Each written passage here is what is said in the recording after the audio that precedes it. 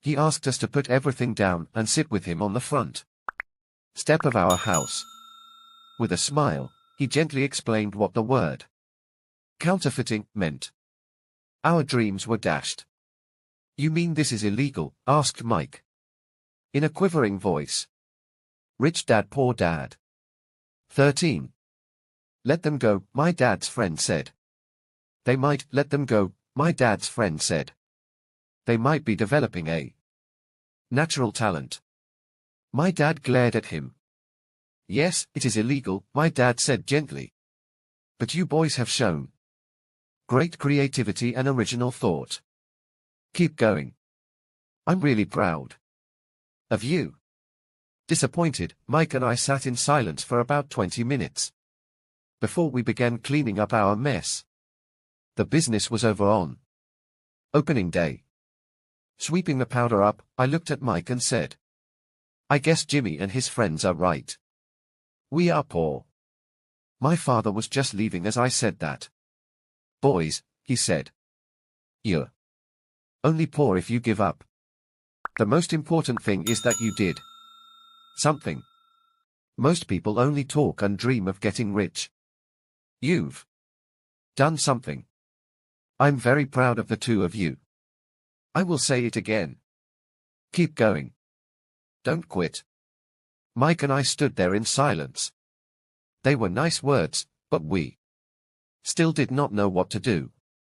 So how come you're not rich, Dad? I asked. Because I chose to be a schoolteacher.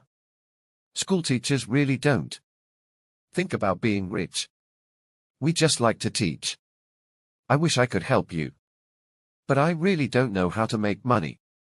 Mike and I turned and continued our cleanup. I know, said my dad. If you boys want to learn how to be rich, don't ask me. Talk to your dad, Mike. My dad? Asked Mike with a scrunched up face. Yeah, your dad, repeated my dad with a smile. Your dad.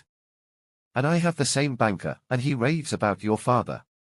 His told me several times that your father is brilliant when it comes to making money. My dad. Mike asked again in disbelief. Then how come we don't have a nice car and a nice house like the rich kids at school? A nice car and a nice house don't necessarily mean you're rich or you know how to make money, my dad replied. Jimmy's dad works for Chapter 1, Lesson 1. 14. The sugar plantation. He's not much different from me. He works for a company, and I work for the government. The company buys the car for him. The sugar company is in financial trouble, and Jimmy's dad may soon have nothing. Your dad is different, Mike.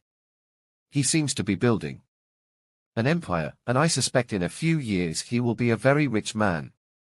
With that, Mike and I got excited again. With new vigor, we began cleaning up the mess caused by our now-defunct first business. As we were cleaning, we made plans for how and when to talk to Mike's dad. The problem was that Mike's dad worked long hours and often did not come home until late.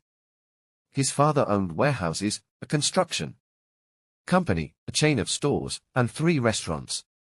It was the restaurants that kept him out late.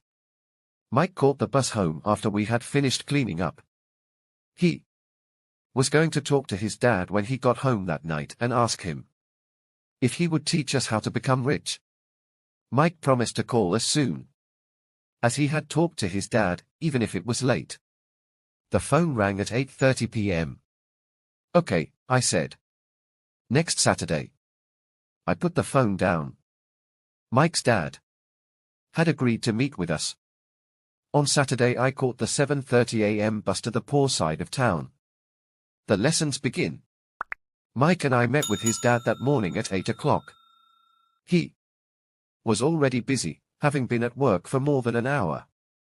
His construction supervisor was just leaving in his pickup truck as I walked up to his simple, small, and tidy home.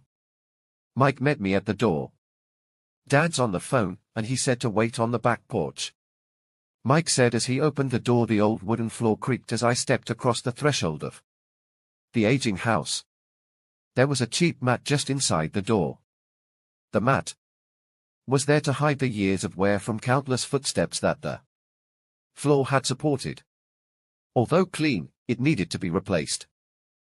I felt claustrophobic as I entered the narrow living room that was filled with old musty overstuffed furniture that today would be collector's items.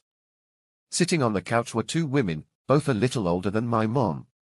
Across from the women sat a man in workman's clothes. He wore khaki slacks and a khaki shirt, neatly pressed but without starch, and polished work boots. He was about 10 years older than my dad. They smiled as Mike and I walked past them toward the back porch. I smiled back shyly. "Who are those people?" I asked. "Oh, they work for my dad. The older man runs his warehouses, and the women are the managers of the restaurants. And as you arrived, you saw the construction supervisor who is working on a road project about 50 miles from here. His other supervisor, who is building a track of houses, left before you got here. Does this go on all the time?" I asked. "Not always, but quite often," said Mike, smiling as he pulled up a chair to sit down next to me. "I asked my dad if he would teach us to make money," Mike said. "Oh, and what did he say to that?" I asked with cautious curiosity. "Well, he had a funny look on his face at first, and then he said he would make us an offer." "Oh," I said, rocking my chair back against the wall. I sat there, perched on two rear legs of the chair. Mike did the same thing. "Do you know what the offer is?" I asked. "No, but we'll soon find out." Suddenly, Mike's dad burst through the rickety screen door and onto the porch.